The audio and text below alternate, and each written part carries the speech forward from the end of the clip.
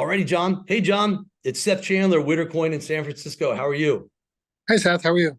Good. You're supposed to say John Albanese with CAC Grading in New Jersey. Oh, is that a real picture? Is that a picture behind you, or are you really behind the Golden Gate Bridge? That's my. Yeah, well, it's a little windy right now. I don't know if you could hear it. I've been working so hard on Wittercoin U that I decided to go for a Uh, hike, and I'm like, uh, wait a second. There's all these problems over there at CAC Grading. Let me give John a call, all right, and see yeah, what's up. All right. okay. Okay, so Well, let's jump right into it. So, John, I'm the kind of the low man on the totem pole. I'm not some big monster stealer that makes all kinds of phone calls I, to people. I agree with you. Definitely the low man on the totem pole. Thank you. Thank you. I appreciate that. I know my place. I know my Right, place. So right. I hear a lot of negativity, a lot of questions, a lot of rumors, and I figured, hey, instead of me just kind of participating in those, let me go right to the source. So do you mind answering a couple questions? I don't mind at all. Okay, cool. So I feel like, we submitted some coins a long time ago, a few months ago, and a lot of other people. And I know that's more like for the investors in the first round, Right, but right. where are the coins? Like, why haven't you graded coins? Why aren't they out there in the marketplace yet? I don't know. No, I'm kidding. Well, first of all, it was a soft launch, right? So Okay. actually, when you have a soft launch, you invite the owners and their friends and family, and we did. If you notice on your letter, um, we asked for economy coins, like inexpensive coins, because we want to train staff on handling them, putting them in cores. I mean, it's. I mean, coins may have come in and out of cores 3 or 4 times just to teach and train people. We Mhm. made thousands of samples for that reason. The big holdup, really, the biggest so far for me, the biggest I would say negative that I've seen is that our cores are late. All right, we're Yeah, that's using this. another thing. I hear there's all kinds of holder problems. Did you design this thing the right way? Like, what's going on? Well, it's really I mean, the design. Well, you've seen the design. What is your feeling about the design? I love it. Did you watch that video I Okay. did? Yeah, so I think the design's fine, but it's a Yeah. production issue, and Yeah. it's So I really threw a coin right off the Golden Gate Bridge. If you right. saw that, and a bus ran over. It's pretty strong design. Yeah. I saw that. So Uh, design everyone's thrilled with, um, but however, we just had a sourcing problem. There's some type of a inert silicone that we use for medical. It's like a medical grade silicone because mm, it's inert, and we had a little bit of a supply chain issue. mm. We ordered this like 7 8 months ago, and we're now getting it, but it's I would say we're about 4 weeks behind schedule for where we'd want to be. Right? Got it. Okay. So it sounds, I mean, to me as an entrepreneur and a small business Yeah. owner, what can go wrong will go wrong and everything goes Yeah. wrong. Yeah. And Yeah. again, that's why we're still under the soft launch mode. We haven't Mm. we have invited our members in. We have 3,000 members waiting to submit coins, and we're just not ready. We're getting there. We get closer every day, and you'll see when you come out and visit. Got it. You'll Okay. Okay. Cool. Okay. I'm excited. So it seems like there's a little bit of a misconception about there what a soft launch really means, because I think everyone's seen some of the eagles and the holders. You've seen some of the sample slabs. So people think that, oh, CAC is now grading coins, but it's to an extent, it's a right. soft launch. Yeah, and again, many of those eagles that you've seen advertised were Right. actually Photoshop. They weren't. It was just Mm. someone's director, photoshopping a holder and a coin. Mm. However, we have gotten some moderns out recently. The reason why the moderns came out first was because when we ordered the cores, we order them. They come in by like if we order 100,000 of one, and let's say we order 1,220 pieces, the Mm. ones highest orders come in first. So right now we have silver eagles, we have silver dollars, Mhm. quarters for samples, we have half dollars. We're getting a bunch more this week, so it's just coming in rotation. Got it. So Okay. down the line we'll be getting 8 different sizes a week. But Mhm. like I said, we're about a month behind. Got it. Okay. So it just takes time. Yeah, yeah. Well, unfortunately, yeah, this is what's Yeah. it's frustrating for me because I want everything yesterday, right? And Yeah. Yeah. it doesn't I work. got you. Okay. Good. Yeah, Okay. Thank you for addressing that. yeah. Now, another big thing that I hear happening all the time is, there's a sudden change in the grading room. One of the very experienced graders there is no longer there. So it leads me to believe there's kind of grading team turmoil very, very early in the game. It kind of reminds me of the 2011 Miami Heat had all these all-stars, yet they didn't win the championship. So what's going on in the grading room? Well, to if you, let's talk about a football analogy because Yeah. it's really a football team, right? So again, yes, that's true. Bill Shamhart is no longer with us as a grader finalizer, and I thank Bill for his effort and passion, and Bill Mhm. had a lot to do with our launch. Um, we're working out details now, but I'm confident that he'll be helping us with consulting, with building the grading set, which is super important to us, and working on educational endeavors. So these are important things, and Bill will remain as a founding shareholder as well. So, this is that's an unfortunate part of life, business life.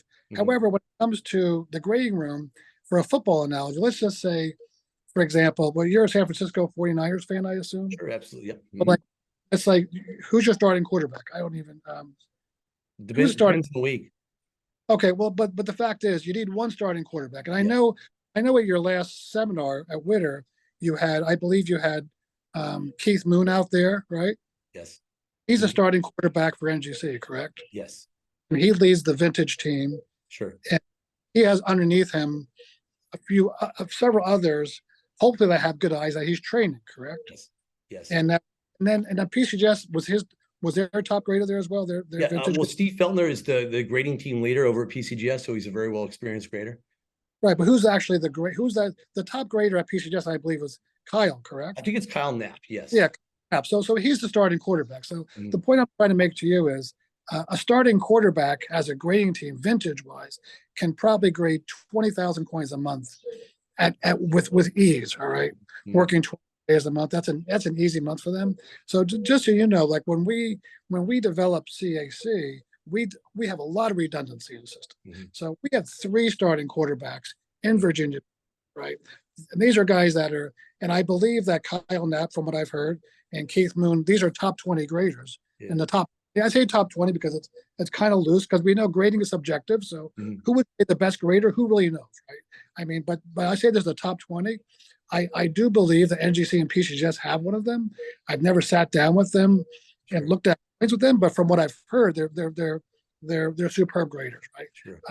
We had 3 in Virginia Beach. We have, I believe, 2 here, if you include myself, and Bill Wetzler, certainly an all-star. So really, right now we have 4 starting quarterbacks instead of 5. So we have redundancy. These are things that you have to anticipate. We could lose another starting quarterback, and we have 3. So I'm okay with. I mean, for personal reasons, not okay, but I'm okay with. I'm not concerned about the plan. Our plan in general was to have 3 starting quarterbacks in the same game, right? Kind of ridiculous, but eventually, unless we find someone else, this could impact us on year 3, because the plan CAC was to have 1 team, and then year 2 take the strongest of the 3. They have their own grading team, and the other 2 with the other team. Now we have 2 teams, and on year 3 we would have 3 teams. So this, unless we find replacement, this is an impact for year 3. So again, we didn't build this company and buy this big building and raise all this money. I mean, we're not stupid, right? So we have built-in redundancies. Gotcha. That's important. Our operations manager, he's amazing, but he's training someone to replace him, right? That's what we do. I'm training people to replace me. That's what we do in business, right? God, sure, of course. It sounds like what you're doing is what any great organization or great sports team does. It's not only do you have a very deep starting lineup, but you're developing a great bench. Sure. They'll have their opportunities, and one day they'll float up to the starting lineup. But yeah, that's outstanding. It's constant management. It's a starting rotation and pitching. Yeah, that's cool. That's good. Just so you know, if you ever have any openings for like circulated wheat cents, I could fax you my resume for grading. Kind of good at it. Yeah. So let's talk about the ANA.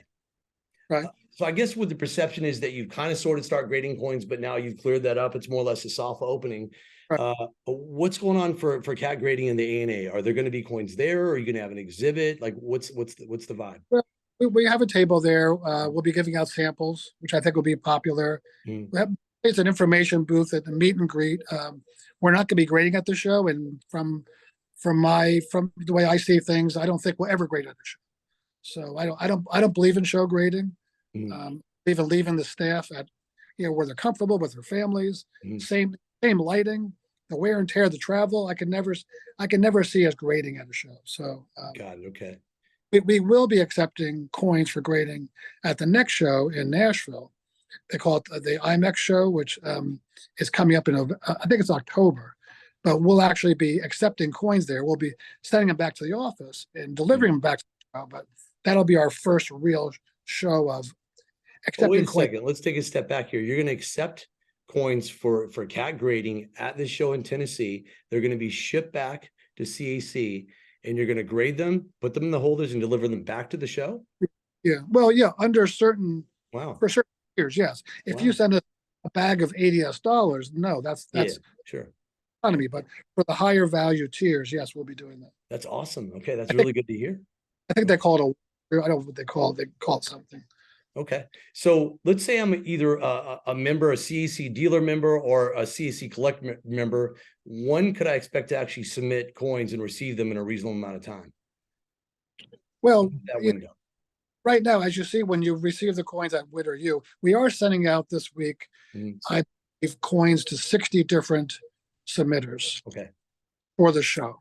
Mhm. And but we are, it's a lot of extra labor for us, but it's our fault. If someone submitted 3 3-cent silvers and 3 seeded halves, they're going to get their seeded halves back, and the 3-cent silver stay, and we're waiting for the holders. So we are sending out, I believe it was either 60 or 70 packages this week. Wow, it's a lot. Okay, that's very cool. Yeah. Okay. Well, why I say packages, more than that, but to 60 or 70 different submitters. Submitters, yeah. Okay, that's Some good. have, some like yourself have multiples. Sure. Okay. Yeah. Thank you. And so you think from a collector standpoint, in the next several months, 2, 3, 4 months, we'll be at a show, and especially by fund, there will be a lot of CAC graded coins in dealer showcases. Well, I would assume there'll be a lot, but if the coins sell quickly, there won't be a lot, right? I mean, it's a lot. That's always been the issue with CAC, is that we're never going to be the biggest grading service because we are stricter, we're tougher, and the collectors like our coins. So, have you been looking? Have you found any CAC early gold out there? It's not a lot. No, not at all. And, you'll see certain coins, but it seems to me that it's not just CAC coins, but the most desirable coins, as you know, they don't hit the showcase. They're sold to preferred clients. You have your preferred clients, and you bring coins to the show. Well, I'm not saying you, but most people bring coins to the show that they can't sell. Right. That's show, and the better coins that are priced right, they fly off the shelf. Right. Yeah, it's true. It's very true. Yeah. So it goes without mention, since we're talking about CAC graded coins. Yeah. You've been a huge supporter of Wittercoin University, both like monetarily and just giving us guidance on how we should approach things, or how we should teach the young numismatist. And I really appreciate what you did, getting a bunch of like real vintage coins that were among the first to be CAC graded. It's great to see the Wyans kind of the first look. I mean, all the dealers there, they're very involved in the business. And even for them, that was the first time holding a CAC graded coin. Right. So I really appreciate it, just having the Wyans experience that. It's cool. Good. Yeah, it's awesome. So, no, beg your pardon? I wasn't sure if there was a question there. I wasn't sure. No, that was just a comment. But I guess the question, I mean, you could tee it up. You're a big fan of YNs. You've always been a huge supporter, and so you kind of went the extra step to make sure that they almost really had the first look, and that's really cool. Yeah. I'm happy to help. Believe me. Yeah, I think we're standing, and we're planning on doing more next year. Oh, cool. Well, thank you. So it sounds like to me that the crowd. There's this crowd over here that says there's all these problems. Of course, it sounds like you're having some manufacturing issues that are being addressed very swiftly and in the correct manner, but everything otherwise is going to plan. Yeah, I don't. As far as the crowd goes, I mean, I remember in 7th or 8th grade, and I was one of those guys. Like, I was really worried. I wanted to make sure everyone liked me. It was like really important. And then I moved on to high school, and I realized I just did my thing. It didn't really matter. But there's always going to be gossip. There's always going to be the crowd. I mean, I just come to work every day. I do the best I can, just like you do. And if we can make 80% of the people happy, that's good. You're never going to make 100% of the people happy. I read a story recently. It was about a politician in Newark where he literally, I think it was Cory Booker. He literally ran a burning building to save a child, right? And he got criticism saying that it was a stunt, and he's running for office. He did it to help himself in the polls. But the point is, I mean, as far as like the small talk and the gossip, I don't have time for it. Yeah. I could care about it, really. Yeah, it's not. Good. You're just focused on the mission. Sure. Okay, cool. So, John, I know you're really busy, got a lot of things going on, so I really appreciate this time, and I think it kind of clears the air. And you know, it's complimenting the press release. You just issued the letter on Friday, but let's just kind of gets it out there. And I think addresses a lot of the big concerns that people have. And I think they really Yeah. won't have any concerns after this. That's the goal. Looking forward to seeing a lot more CAC graded coins out there. Awesome. Thank you, Okay. Seth. Okay, cool. Good seeing you.